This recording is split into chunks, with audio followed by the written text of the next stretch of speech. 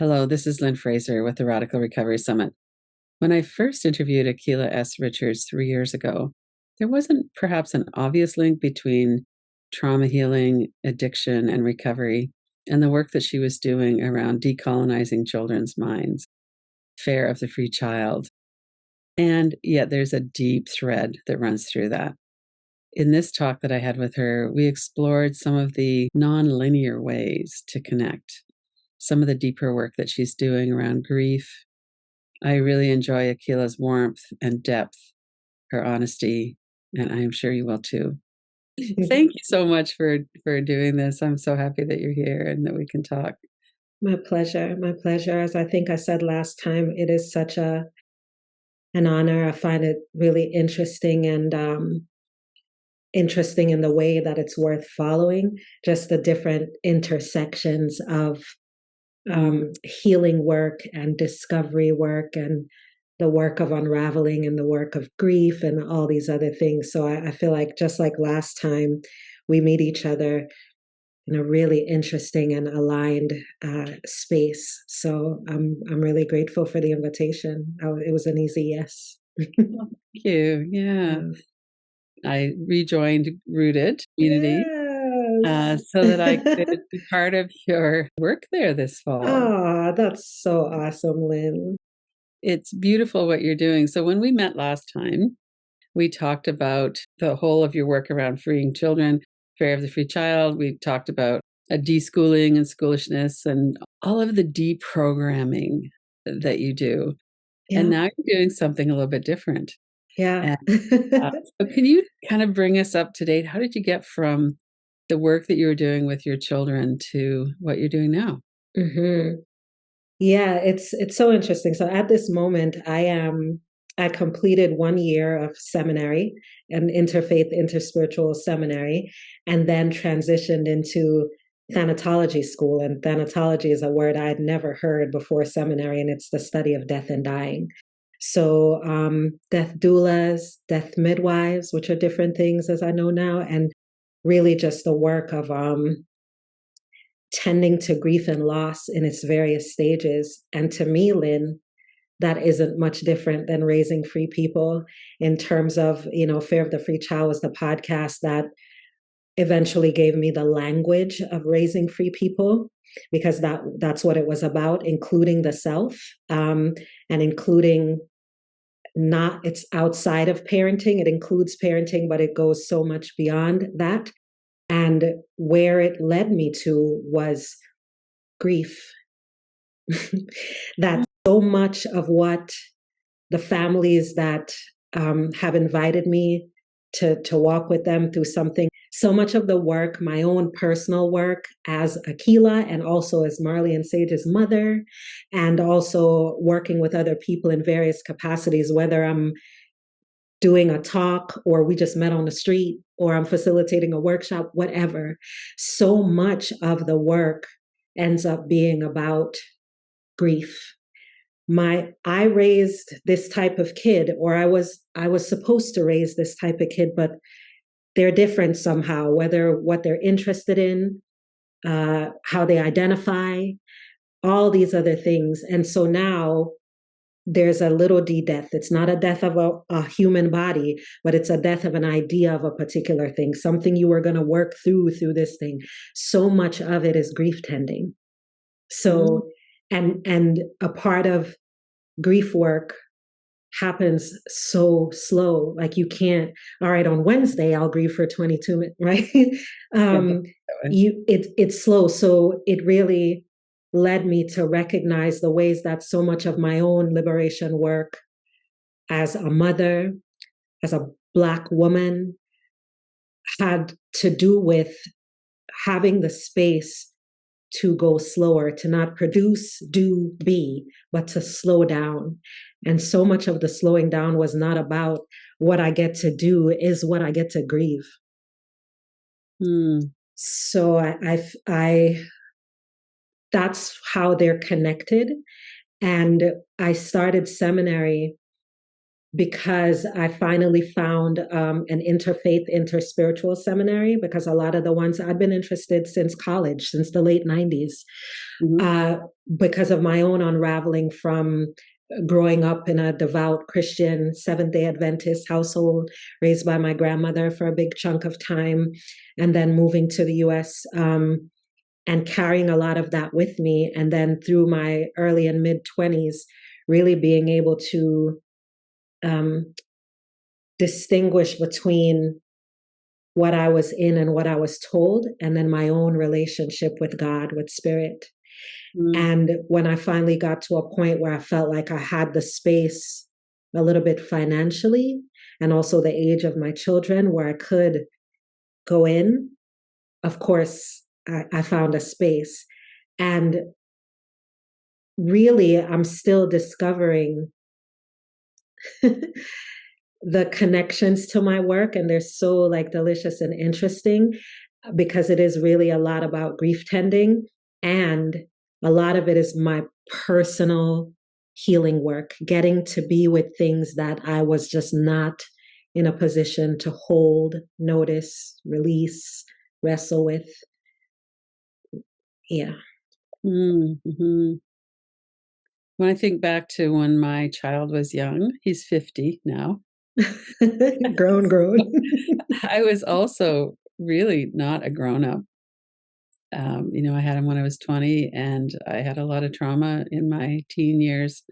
And I just really wasn't the way I would parent now. I wasn't Yeah. able to do that then.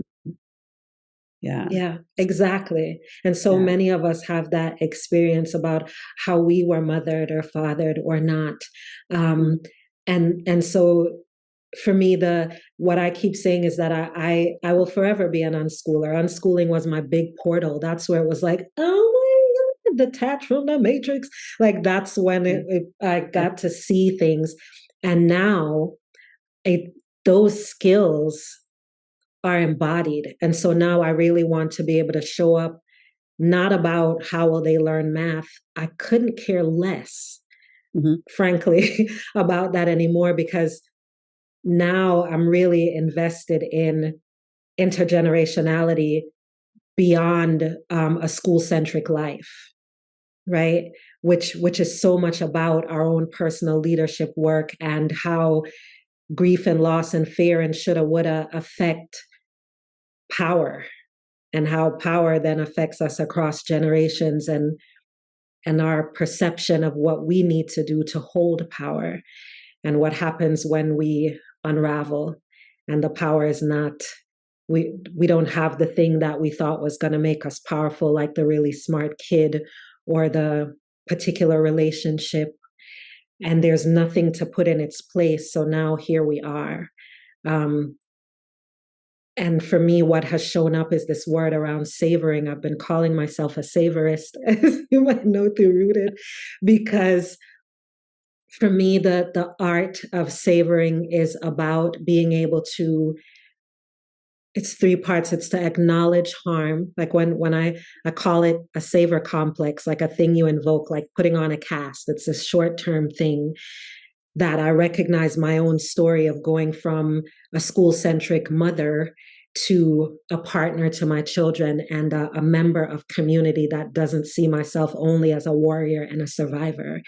Um, so much of that is about being able to acknowledge where harm was or is, to just acknowledge it, right?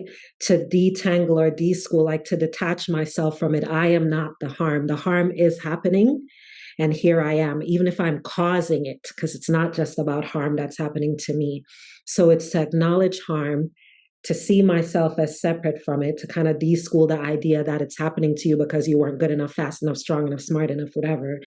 And then that third part, then once I've acknowledged the harm, allowed myself to do a little bit of detangling and deschooling, then the next one is about connection. I can establish connections that are going to move me into a healthier space, and or I can notice connections that have been there. I just was not in a position to, yeah. So Mm-hmm. so that's what savoring has been for me this invocation of that acknowledging the detangling and then being in relationship to connection and letting those things continue to shape my relationships and my willingness. Wow. Yeah, that's such deep work. So when you talk about grief, um, I get that. And I also imagine that there's a lot of joy there as you're doing this intergenerational liberation work. Absolutely, because that's a part of what I'm learning, emphasis on the ing, just learning how much untended grief, how rampant that is, and how that looks like so many different things, and the relationship between guilt and grief, for example, and how much of our relationship capacity um, can be freed, and that we can experience joy when we are not ignoring grief, or when we're trying to fix it, or fill a gap, when we really just need the skills for living with a big old gap and letting that be the thing. My kid is in a space where I feel scared to say boy or girl because I'm not sure of this thing. And so I'm going to do all the research to try to figure it out. And then I say something in a room and they're like, oh my God, that's the worst thing you could ever say. Right. And then that can happen not with a kid, as we're doing all of this work around belonging and inclusion and all and equity work. There's so much messiness, but we're all schoolish and we don't know how to be with that. We know how to show up when we have it right and when we can say the right words. And so I've been able to work in a lot of different organizations since the last time we've talked, corporations, higher ed, but since my book came out, a lot of invitations into schools of social work and working with strategic planning firms and bringing unschooling skills and mindsets, reminding people that, for example, their favorite song, there's a place for that in a conversation at your job. There's a space to create a cookbook together on the weekends, and it actually can allow for a different experience together when you're producing, when you are allowed to be more human in a space. And so that joy comes on the other side of the grief of, oh, I'm not going to show up like the perfect person. They know that I forgot to do whatever today. Yeah, but if we had a different relationship to that than shame or guilt, how differently might we show up? What is available in that space? Um, yeah, where we don't tuck it in for the weekend or the therapy session. Yeah. One of the terms you used is unflattening people. That is so profound. Bring this little bit of us for lots of different reasons. Partly it's fear, partly it's I don't know for sure if I'm going to say the right thing. Um, so can you talk a little bit more about that by Yeah. unflattening? And what are some of the And I love components that of you that? heard that. Yes. So that came from, so there's this suite, SUITE, of tools and toys, as I think Resma Menachem is where I've heard that term of tools and toys, um, that I still call accelerated intimacy, AI, like the other AI. And it's this idea that when we walk into the room, my paper doll is in another room, but we're flat. We're this one thing. Hi, I'm Dr. Such and Such. Hi, I'm Lynn Frazier. I have these accolades. Hey, Yeah. it's like this. But these tools and toys are meant to show us that if we open up a paper doll chain, there are all these different aspects. So this same person who has this doctorate and who's in this executive leadership position also has a dog named Peter. And it's actually his fourth dog named Peter, because ever since he was 7, and you've named your pet the same. It's like, or you like that particular Stevie Wonder song the way that I do. We do things like watching each other enjoy our favorite song or sharing a thing like that. And just ways that there's so many things, that decisions we make about people because of what we know about them or what we think we know.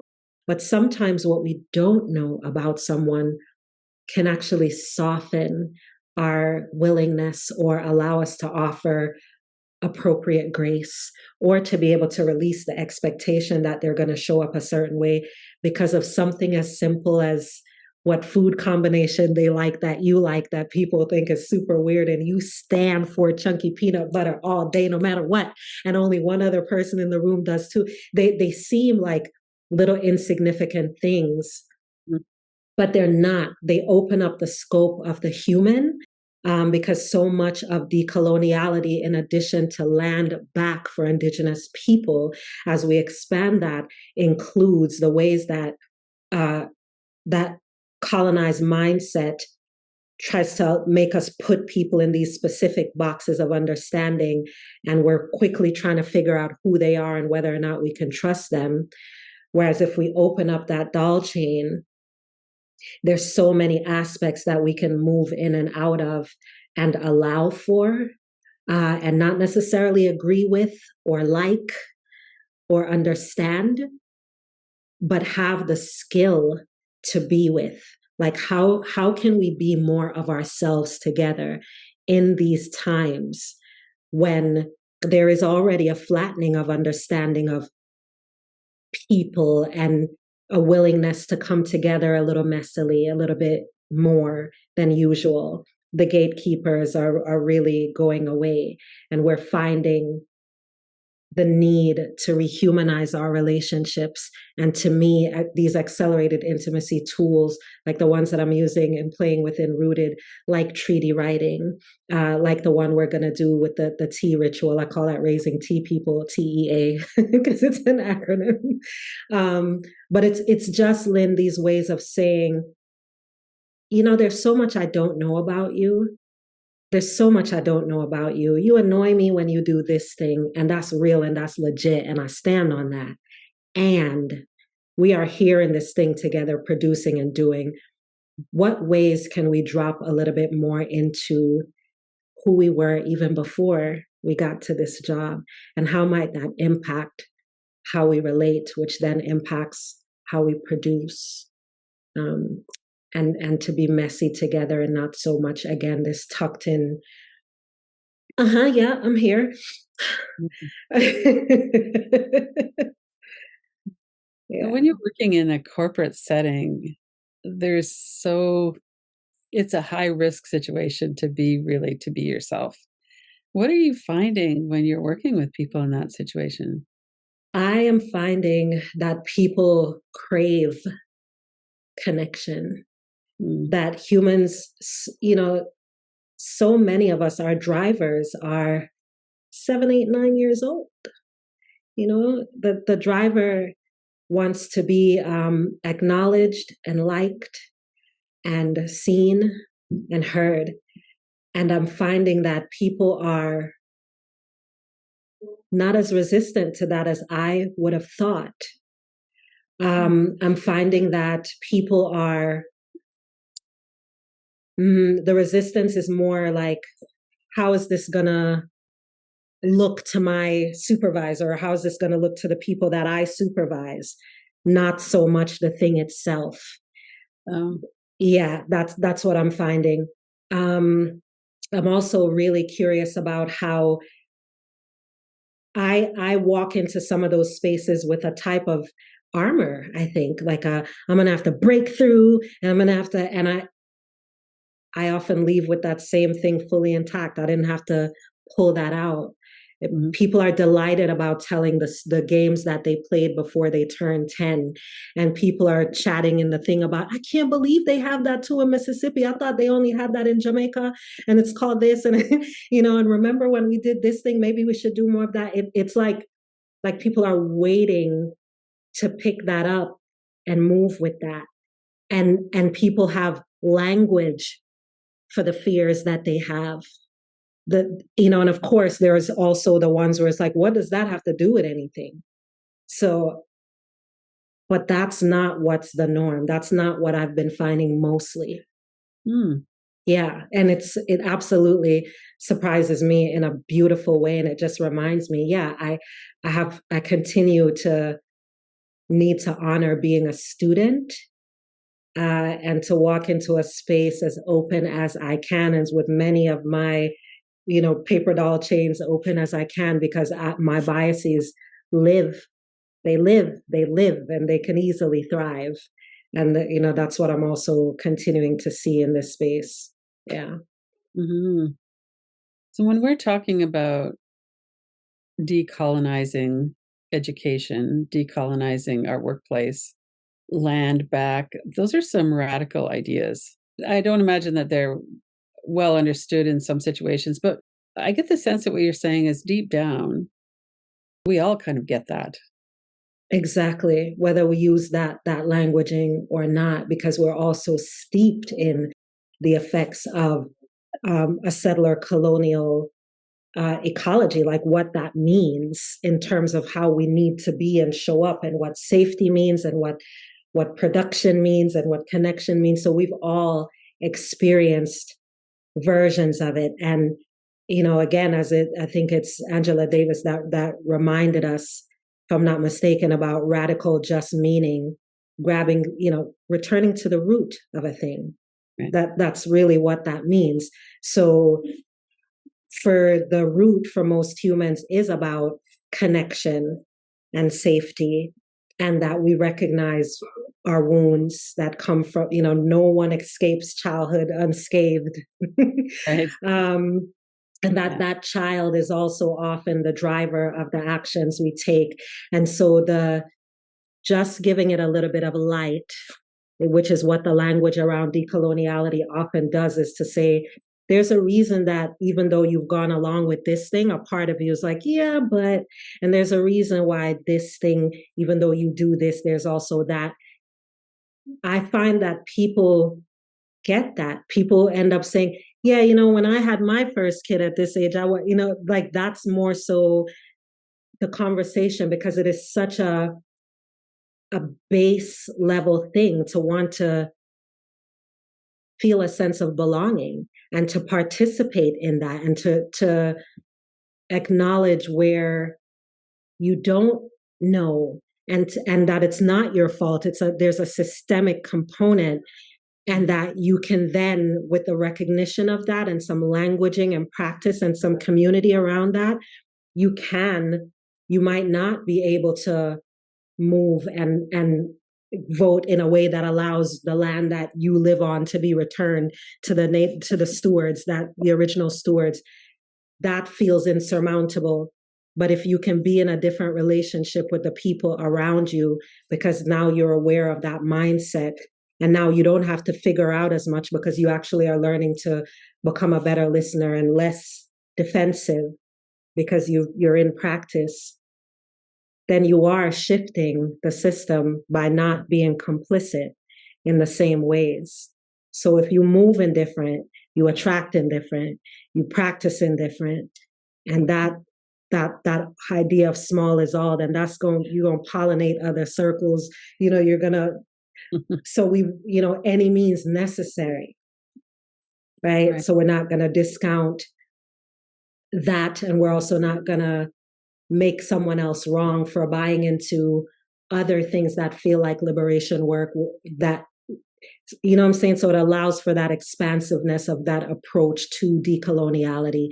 We march in, we vote in, where for some of us, and then for others of us, I'm in a different relation. Can we talk? Because when you said such and such, I didn't understand, and it felt like this. So then now, as a result of that, I'm not seeing you as this way. I recognize what I'm doing here and why I was defensive, and how that's rooted in this thing. And now we can have a conversation that isn't just like, how could you? It's like, actually, I get it. But now that we have that awareness, I wonder what we can do together from here. It's not, that doesn't feel as mighty and out of your hands as voting in the right person, which can feel futile. Right. Yeah. Important and futile. Yes. Yeah. Yes, exactly. So it's to really take personal what you want to see out there. Like, what does it look like right in here, in you, right around you? Because that's another part of the thing. We pretend, we show up and we front like it's all is well. And we try to sell a thing we don't even use. Yeah. Mm. When you decided to take your children out of the school system, and I admire that so much, and I think I would have longed for the kind of being seen that I sense your children experienced, and working with them as human beings who have their own personalities and intelligence and goofiness and all of the different things that human beings have, and then to be able to actually to be so seen and honored for who they are is such a gift. Do you feel like that gave yourself that gift at the same time? 100%. 100%. Myself, my work with my mother, we had a rough go for many years, and this work, and she says the same thing. Um, this work has shifted our capacity to see each other. And of course, the podcast, which ran for 8 years, I just Mhm. ended it this year. Almost 300 episodes of different people's stories, of how hearing other people's stories like mine, not just mine, how they lived into certain things, the level of permission that offers, or even seeing now the girls are 19 and 17. And seeing how they approach school as they both are in by their choice on their terms, and me as a seminary student learning from that, how when I'm fussing with my dean about what I'm not going to do, and Sage is like, why are you even putting that part in their hands? Like, what is this actually about? She just peeked in, she heard her name. um, and it's like, oh my God, I never thought about that. I was just going to be pissed off and have an attitude. And it's like, why? So this idea of them having the space to really practice and develop confident autonomy, I learn from them all the time. And I say that I cheat off their paper all the time. I'm like, oh, is that how you do that? Because that's because it is absolutely and continues to be a gift for me. And I don't want to romanticize this thing. Like, it doesn't, you still are parenting and you still are with other humans. Like, certain things will happen and you have your life lessons. But one of the big things is that I trust their ecology. I am not their leader. It's not all on me and Chris to make sure these 19 things. We certainly have our list of things, and especially the age they are now. I'm like, oh my God, do you know how to, there's that still exists. But I get to watch them. My friend Malika calls it microdosing adulthood. I get to watch them microdosing adulthood and feel so um, confident in their capacity to manage themselves, because I'm like, not only would I not have had it in me to do that at your age, I'm just getting it now. I'm almost 50. So I and also the type of grace and space they offer to their schooled friends, because they also can see so clearly some of the cost of your studenthood over personhood, Right. and how they're able to use that type of emotional intelligence and the benefits of the privilege of this type of grace and space in service of their friend groups and their one-on-ones. That is a constant education for me, even the messy bits, because then I also get to see how they trust me and their dad as a result of the years of that type of foundation, as opposed to shutting us out completely, or not trusting that we are actually thinking about them and not just our perception of them or how it might look to other adults. And You know what I'm saying? Like all of that gets mixed into how we relate and how we be together. Mm-hmm. Mm-hmm. Yeah. So how do you think, I know this is probably too big of a question, but what's your sense of how they see the world as 17 and 19 years old and having been through this process with you of not being in the school system? Are they Ah, typical? They're probably not typical for other teens. mm-mm, no. Um, yeah, I don't know. That is a huge question. I pause, I hesitate to try to create any sort of picture of how I think they view things. Um, because to me, such a big part of mother work is the absolute acceptance of not being in control and also not being sure, not being clear. I've been saying lately, clarity for me is a trap, Mm, because because the more if I'm clear, then I'm kind of like, okay, got it. Wait, that doesn't fit into my clarity box. What is, you right. know? Yes. So what I can speak to, what I do feel comfortable enough, safe enough to speak to, is how I see them, like what they struggle with, and how they approach those sort of things. It's so expansive. Like they just have so many tools that are readily available, and whereas for me it's like the work that I feel I need to do to not just react, Mhm. and watching how they just seem to be so skilled at responding, and even naming when they are in the middle of a reaction and why. Those are the things that I look at. I'm like, mm-hmm, Mm. yes, she got it, she got it, she got it, she got it. Because I'm learning so much from how they approach things. It's like newer to me. So that's a lot of what I'm paying attention to. And again, the grace and space that they offer me and like people of my generation and even older, because they have a different type of understanding of our normalized trauma, which is the languaging that they used with me for years. Mom, you grew up with like normalized trauma. So of course you're gonna think this, this, and this. And it's like, Mm. so true.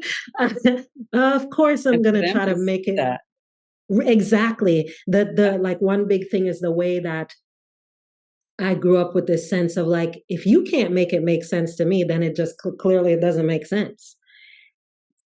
Uh, That's wild to me now. That's like the so ridiculously violent, right. right?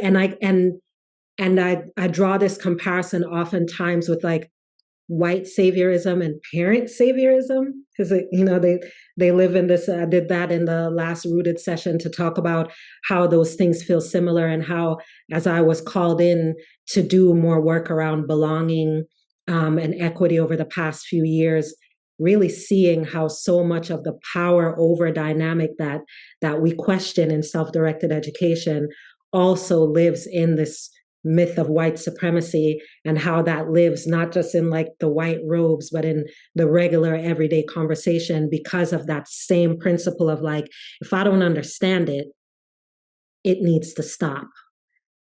Right. Right, there's a thread of that. It runs through so many different things. And so a part of my work as a translator in that space is to translate some of those unschooling skills in relation to other types of power dynamics, other types of inherent hierarchy, because hierarchy itself is not always a problem. It's the defaulting to it and the expectations of what happens within that hierarchy, and to allow for the for inquiry around that is one of the ways that we get to the humanizing, the decoloniality, the allowing for not just trying to find the sameness and be like, yeah, see, we're all one. No, the differences are important. And the more we learn not just to celebrate them, but to honor that we won't necessarily fully understand it and that that's actually fine, then in the acceptance of that, in the practice of that acceptance, emerges other ways of being and doing that we could not have planned or whatever. And so it's what I see with the girls and other people who have been raised with more of a sense of liberation work, not just free to do whatever they want to do, because that's not the same thing as I think we talked about the last time. Unschooling does not mean your kid gets to do whatever they want. It's liberation and healing work, which on the other side of freedom is responsibility. So if your freedom is encroaching upon someone else's, that ain't it. Just keep going. Yeah. So some of those skills you talked about deschooling or unschooling skills. What are some of those? Those are some of the ones that I really tried to put into this accelerated intimacy suite. So let me give you an example of one. There's this practice called photobomb, BALM. And you take a picture, like, so you have this picture of yours and it's a picture that's really important to you, and you take the photo and you stand up in a room if it's in a physical space, and you don't show it to anyone. You describe the photo, and the first time you describe the photo, you describe it kind of technically: black and white shirt, woman, hair cut in a bob, flowers behind her, brown wall, picture, that sort of thing. And then you explain it again. This is a shirt that actually my best friend bought me 10 years ago. And every time I actually wear it when I'm having a bad day and need to show up and do stuff because it makes me feel so wonderful. And this picture is a blah, blah, blah. Like you explain it both ways. And in between that, you show the picture, you share it. And the difference between what happens in the body when they're describing it differently. So you just get to witness someone have a very different experience with a piece of plastic and paper. And I cannot tell you how that seemingly trivial almost thing brought up so many deeply personal, sometimes even spiritual experiences with perception and conveyance, like being able to convey what we convey and what we perceive, and what happens when we don't feel like we can convey what we want to convey or people aren't seeing. So it's just these, and for me, that lives in the unschooling perception of like, if I can't tell that you're learning, then obviously you're not learning, because if you knew it, then you should be able to tell me when it's like, oh, I stared at this paper for this amount of time. I cannot tell you how to answer these things. But then I went on to, like, I don't know, do some investigation about different types of paper. And then I started drawing this particular type of thing. And then it took me back to the history of this thing. So now I'm researching this group of people here. Now I'm off in a completely different space altogether. And to you, it looks like I'm just staring at stupid videos on the computer. And it may not mean that I go into this line of business or whatever the hell, but I'm so... education is happening, learning is happening, and the proof of it is not necessarily living in my capacity to show it to you, but you can become more skilled at understanding the different ways that learning works, seen and unseen, which then means you're less of a problem to the person because you don't understand whether or not they're learning. Right. Mm-hmm. So that's an example of translating that type of skill into a different space. So then we move into a whole conversation about perception and about how the eloquent person in the room gets all the check marks and the attention because schoolishness says articulation and eloquence is what gets attention. It deserves it. You did it. When for some of us, it's almost kind of built in. Like, I don't know why I'm good at talking and spelling and writing stuff. That means that there's this assumption that I'm smarter than somebody else who isn't good at these particular things. And that's absurd.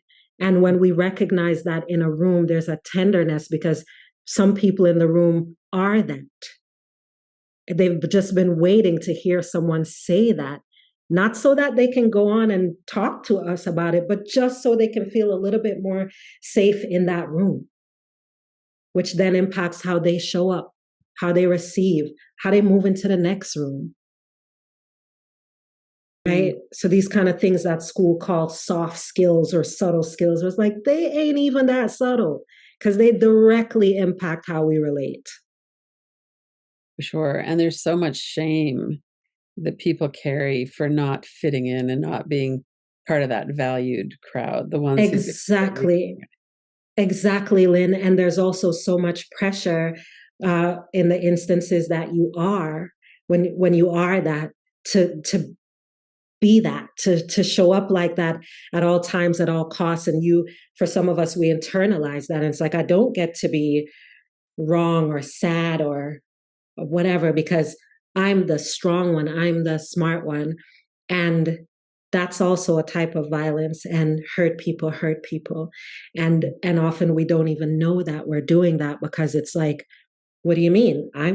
I'm smart and I'm saying, if you need to be seen, then you need to speak up. How am I supposed to know what you want if you don't say it? And if you don't say it in this exact way so that I am inspired, and because leaders are supposed to be inspiring and this and that. It's like, mm, mm, no. So then you want the leader to be the end all be all, but then you're also saying that you want to have more of a voice in the space. And then that's the leader's fault because hierarchy says the person on top is the smartest, brightest. But so if we're not looking at it like that, then how can we take that leader off the pedestal so that now they're not feeling guarded and afraid to make a mistake because we are learning how to unravel a little bit more together, which is so much of what unschooling is. It's unraveling. It's unraveling and becoming skilled at trusting that, trusting that the unraveling is actually vital to the spaciousness that is needed for the emergence of something that is rooted in what is actually aligned for the people involved, not what we thought before they got here and plug them into. Mm-hmm. It's so true that we can trust that. Like if we think about, the stillness in the mind, the stillness is always in the mind. It's just there's a lot of chatter there too. And then we Yes. get distracted, or we go into a shame response, or go into a fight response, or we disconnect. Yes. And then we forget that stillness is always here. It is always there. Exactly. We have access. We have access. And so much of for me, this savor complex work is about that, like being able to access what I believe is in us, and not only me being able to access it for myself, because nature always needs other nature. So to be able to be in spaces where I am seen enough, heard enough, trusted enough that I can show up in level 9 unraveling, and someone in the space is grounded and rooted, so that then, as we know, those things, those cues, as I'm learning this in thanatology school, you walk into a room with a groundedness, you also are holding that grief Mm-hmm. in a way that another human might need you to in that moment, just like you will need that at some point. There's so much in these movements now that are talking about how self-care and community care, like all these things that we keep pushing self-care on people, when it's like, actually what you're talking about, what's needed here is community care, sometimes before we can even get to that. Because if I'm on fire and you're telling me to take a freaking bubble bath, I can't get to it. I can't get there. I can't be still, but I can be in community where someone has developed the skill to drop into a thing that I can cheat off their paper and tap into my thing and just watch Lynn on the app and listen to Lynn on the app for 15 minutes because I am not gathered today in that way. So I'm going to call in other nature in this moment. That too is a skill. Mm-hmm. So in unschooling, I don't have to have and be all the things, but I can understand that my capacity also includes the calling in, the reliance upon, the co in the thing. Right. Yeah. Right.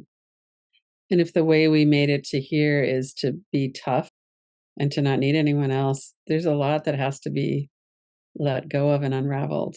Yeah, and we can't do it alone. So Yeah. much to let go, to even recognize, like how my friend Hill says, you can't see your own eyebrows. You can't, you just can't, no matter how you try, not without that mirror. And that's what other nature, be that people, plants, all the different ways that we can come back to what we need, come back to be able to draw on what we need, which is not always it's always within us, but the access to that is sometimes a collective effort. Hmm. We need that kindness and connection with other people. Yeah. We do, and we need to feel safe enough to allow it. Boy, do I know that struggle, right? Like as you said, what got us here becomes the thing that we rely on.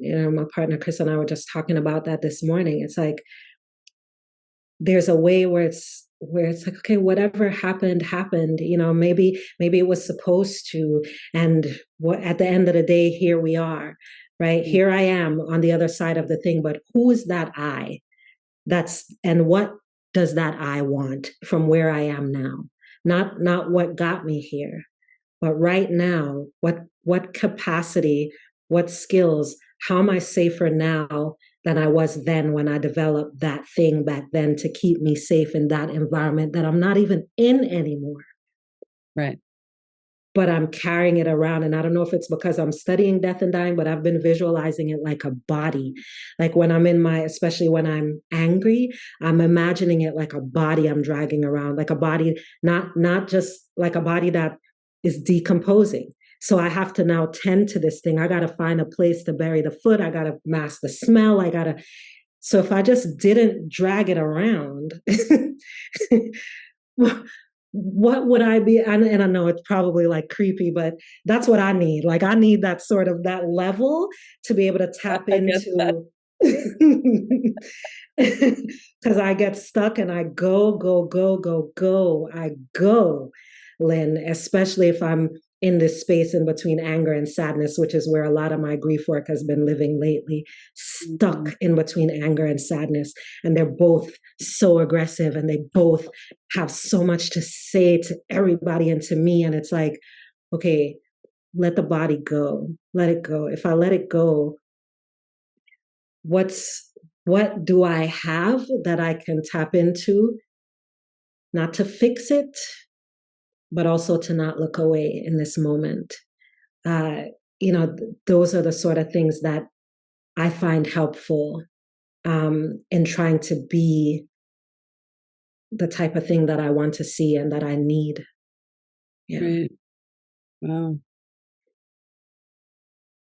So one thing that I find very inspiring about younger people, and sometimes it happens in older ones too, but if we look at something like gender identity and beyond the binary of male, Mm-hmm. female, beyond the binary of I'm straight, I'm gay, beyond all of those binaries, it's exciting to me to think that the conditioning that says you have to be on a binary is really breaking down quite quickly. Yes, it is, right? Quite quickly and not fast enough at the same time. Yeah, yeah. And I do feel like that's connected to my experience, I should say, is that lives and thrives in younger people for sure. Like to the point that I love sometimes the ways that some young people will look with a type of look like that's absurd. Oh, so you really believe that? Like that to me is such an education. That sort of response, like I'll watch it, I'll see it, whether it's in my own home, directed specifically to me, Right. or whether I'm looking at it on the safety of my little phone screen. Yeah. That sense of for me, that charges me up where it's like, yeah, absolutely. I do want to have the experience of feeling like that is crazy that I thought that I could just make that decision and it would be fine. I need that because the part of me that is about control is so skilled. so muscular, you know what I mean? Like she's like, she, so she needs oftentimes that sort of like, hello, for, for me to be like, oh my God, I never even questioned that because that was so comfortable over here. You're right. I'm not entitled to that. Oh my God. So now I'm investigating all the other spaces in ways that I didn't even, not only did I not do it, I didn't even know those spaces existed. I didn't know there was any investigation to do. Again, I was clear. I was clear. Right. The clarity, emergent clarity is fine. It's the one that's just like built into the stuff, hammered in like, this is a girl, this is a boy. This Right. means this means that. You're this, which means you're that. Even with money, like all these different unravelings have happened around what wealth means and what people with money have and don't have and what they should do. And I find that this work leaves no stone unturned. And it is not, I say it's not for suckers. Like it's not, if you're just like, oh, I can't. It's it's because it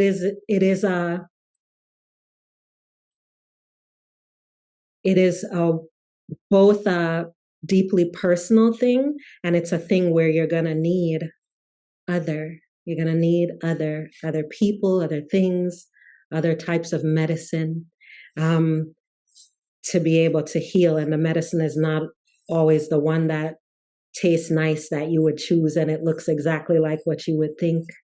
The medicine is in the relationships and the feedback and how people respond or react when you show up in a certain way, not just people you care about, right?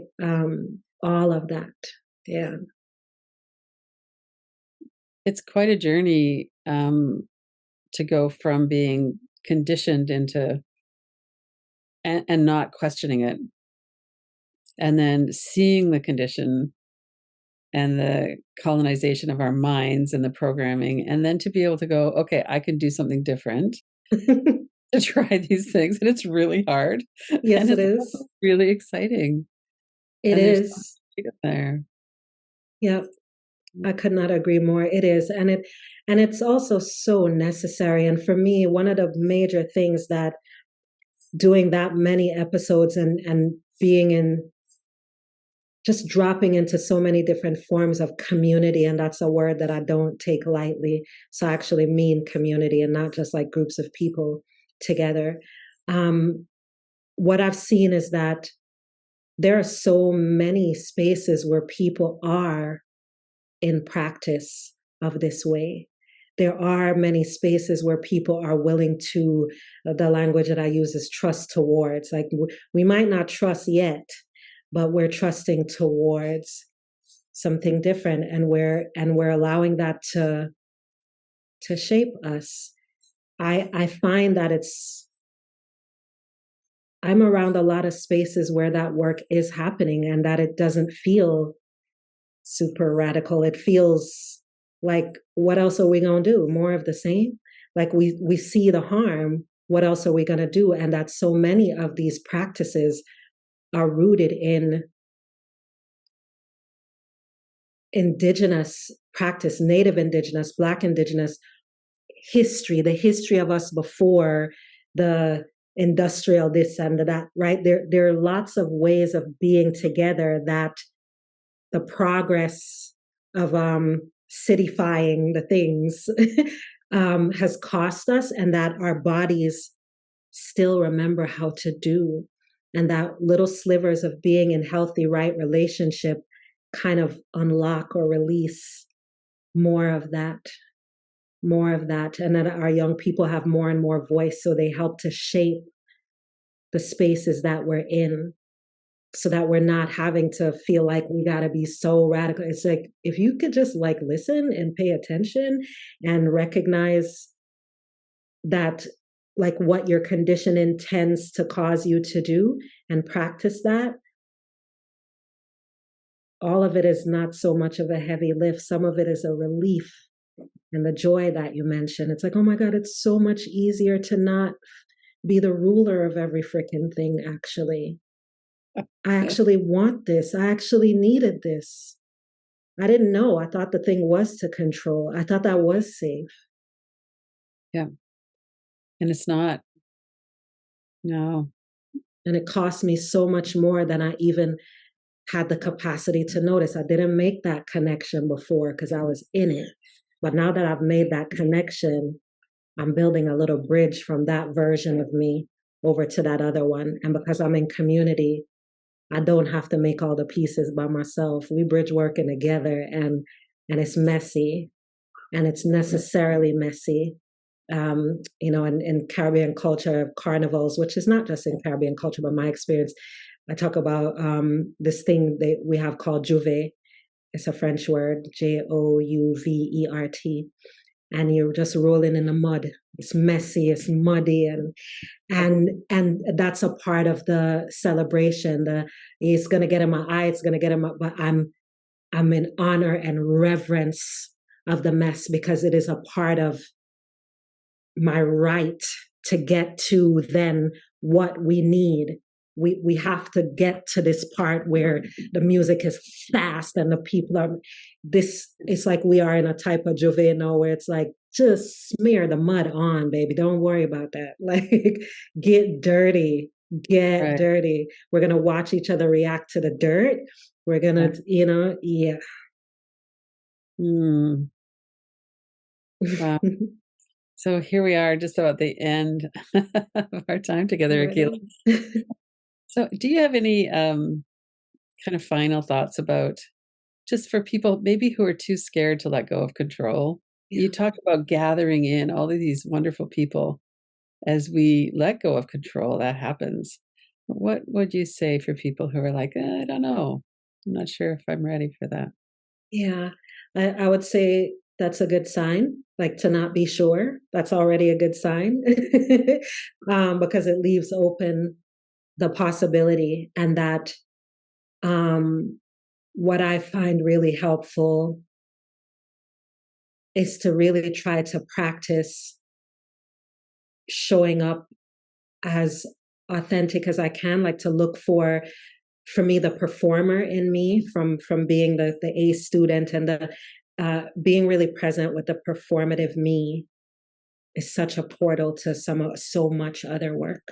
So I would start there. Like, if you, for example, if you know you're going to have this interview and you want to be perfect and you want to study the things, and what can you not do? Sometimes we don't know what to do, but what can you not do?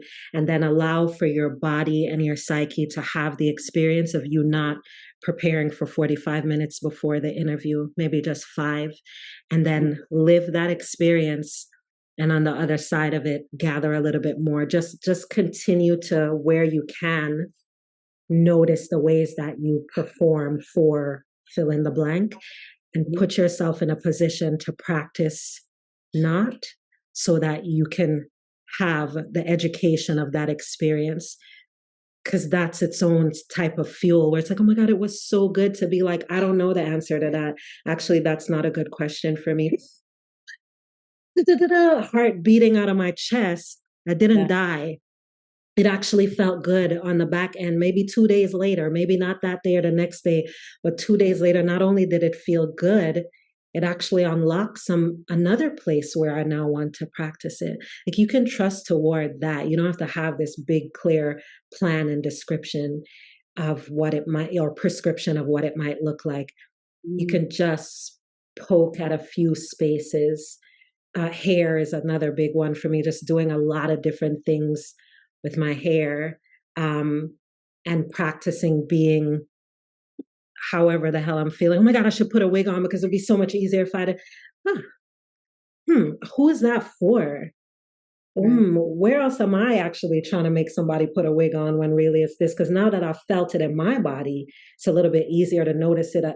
So that's what I would say. Where can you just, nothing is small enough, nothing is too small for you to practice. If your Yeah. mom's going to come over and you tend to clean a little less, and don't come up with 14 reasons why you didn't. Let it live and let that sit for a few days, see what you learn. and do it again maybe the other holiday if you got to space it out, like Right. Let those yourself sort of get things. uncomfortable. Yeah. Yeah. Yeah. And allow your body to learn through that. Like allow yourself where you can to experience that because that is an education. It's not always in the thinky think. You're not Right. always going to be able to plan it out, but your body can be such an ally in Sure. being able again to acknowledge harm, right? To separate yourself from it and to then be in a different relationship with the connection. Oh, my mom isn't the problem. It's that I think this thing, or she is the problem. So therefore, I can move this way. Yeah. Yeah, there's a lot of space there. Yeah. A lot of space there, exactly. And we gonna need all of it. So Right. Things are pretty hard right now. Things are intense. they Yeah. are intense. That's why the grief work Mm, is so important. They are intense, and we're at a different level of the availability to really see, right? Because as people keep saying, it ain't different. It's just the veil isn't there in the same way. So now we are seeing it yeah. all around, and it's not as easy to look away or to stay in your little bubble. So we need these skills now because it's not about sitting in the box and pretending anymore and then unraveling on the weekend with the things. Right. No, we got to figure that out together on an everyday basis. Yeah. Doing the kind of work you're doing around death, that's so real and immediate. There's not a lot of wiggle room there when someone's in that dying process. I'm finding that that too is there's so much decoloniality or potential for that and even the experience around how we deal with it. I mean, it is so that would be a whole nother conversation. Even like the funeral industry, that's like another industrial complex of how Right. we care for a body and what doctors learn and how much they can treat the disease and not the human, Mhm. and what that means for how we as like non-medical people view death and dying, and how the process of death and dying is snatched away from us just like education in favor instead of school or this very specific thing, throw as much money at the casket and the this and the that and that, but the grief, the things we can do to deal with the grief of the physical person not being there, where is the space for that? Mm. And what happens when we do get a little bit of that space? So then we're the type of conflict that tends to come with the loss of a human, so much of that can actually be addressed, as a lot of these deeply experienced death workers are teaching us. So much of that is avoidable through a different relationship to death and dying. And that's why I want to become so much more skilled and resourced and communitied up around that, because I want to be able to also translate some of those skills into the spaces where I'm brought in. I do a lot of one-on-one coaching these days. And I find that no matter what people come to me for, no matter what level, it's like it's a grief circle. It's actually, I'm in so many grief circles right now, Mhm. so many. Mm. And I'm grateful, and it's hard, but it's like, it led us to this. The thing is not whatever brought us in here actually brought us here to process the grief, Right. Right. And to let ourselves feel it. Yeah. which is a skill. It's not just a thing that you just choose how to do, like, you Mm. know, like the girls always used to use that language with me. Mom, it's like, someone saying, oh, I'm depressed. Well, just don't be, just stop being. It's like, it's the equivalent of that. And they have to use that example so many times. If I'm like, oh my God, yes, I get what you're saying. After the 90th time. Yeah. Our children can be that way for us. They can help us see things. Yeah. Oh my goodness. Yeah. Yeah. How can people get a hold of you? I'm on schoolishness.com. That's the space where, in addition to some of the tools and toys to put this into practice, I'm getting a little bit better at sharing there. And I also have a newsletter on Substack called the Savor Complex. And that's where I'm doing a lot of that work out loud. And then the last space, which came through the podcast, is Patreon, my Make It Happen family, I call it. It was initially to keep the podcast going. And now it is supporting me through moving through these different types of education and gathering. And a lot of the courses that I had on Teachable and all, I'm just doing those through Patreon. And no matter what level you come in, everyone gets the same thing, which is just our capacity to be together in these ways. So I would say certainly Substack, definitely Patreon. That's where I'm doing most of the real-time work. And then schoolishness.com is where I have things you can read and watch and buy in connection to doing that personal leadership work and that allowing of the unraveling.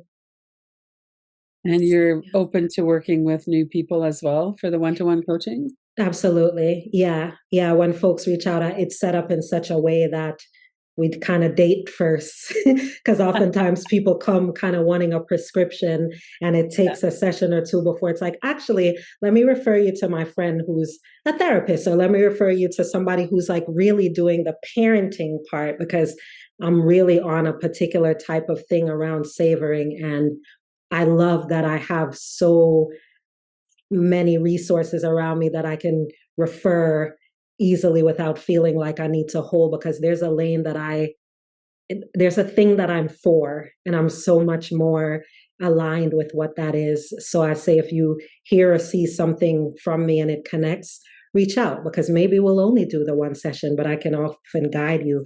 And with some others, we've been walking together for over a year, once a month, twice a month. And, the unraveling is allowing for what else is possible without rushing, because we're going to savor. I'm not going to help you build anything. We're going to really learn the skill of savoring and the things that come with that. So yeah, thanks for asking that question. Yeah. Beautiful. Thank you. Thank you again. It's been such a pleasure to meet and connect again. And I really value your work, and I'm really happy that we can get this out there for more people to see. The kind of deep work that you do is such an inspiration. Thank you, Lynn. Join us for the 2024 Radical Recovery Summit, January 12th to 21st. RadicalRecoverySummit.com.